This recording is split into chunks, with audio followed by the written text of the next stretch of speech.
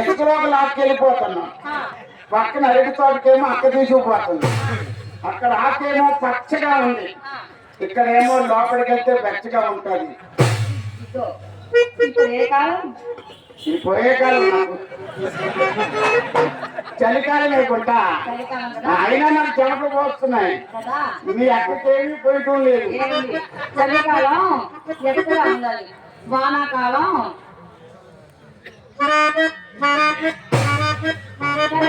ఇప్పుడు నువ్వు ఎంత స్టార్ట్ చేసిన ఇంజిన్ స్టార్ట్ అవ్వదు. ఎందుకంటే మనం ఎక్స్ప్రెస్ గా టికెట్ కొనుక్కున్నాం, ప్యాసింజర్ ఎవరు ఎక్కడ ఇది కాదు కరెక్ట్ అనమాట. ఏ ప్యాసింజర్ అయినా ఏ ఎక్స్ప్రెస్ అయినా బండి స్టార్ట్ చేయటం లేదు కదా.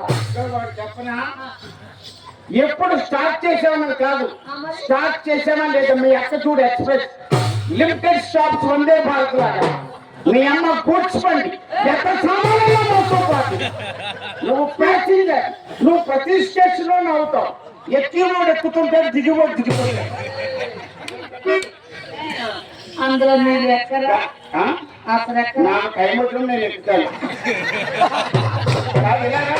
నువ్వేంటి మీ తాతగారు మనిషిలా ఎలాగే వస్తున్నావు అంటే నువ్వు హైట్ ఎక్కువ పగరా అంటే నీకు పడవని కొట్టి ఒకసారి ఎగిరి ఏమిటి పేట తీసుకురండి. కాదండి, అతను చూసావా, ప్రపంచంలో ఎవరు ఉండడు ఆ యాంగిల్లో ఎవరైనా కూర్చుంటాడండి. నీకు భగవంతుడు మంచి నవ్విచ్చాడు. ఎవరైనా ఉంటే తలగాడు పడ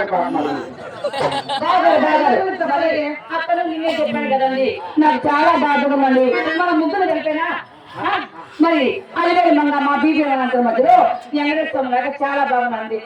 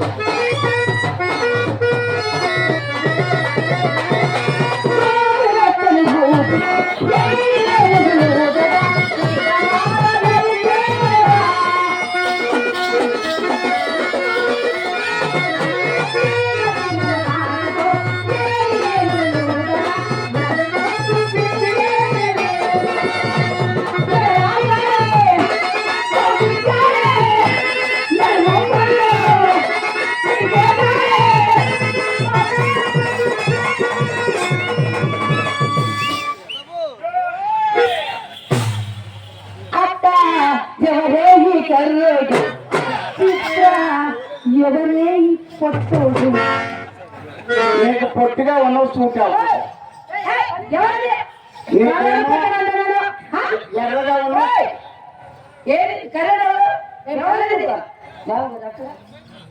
జబర్దస్త్ చెప్పారు.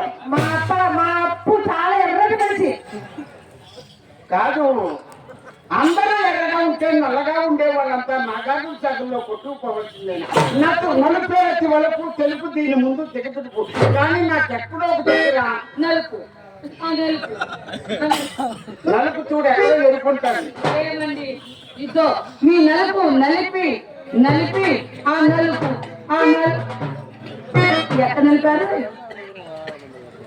ఈ గుంటలు బాగా చెంచం లాడుతున్నాను. నేను వచ్చిన పని నేనేమో పుష్ప సినిమా చూద్దామని వచ్చాను. ఇదో ఎల్లి పుష్పం వచ్చింది. ఏదో వచ్చింది.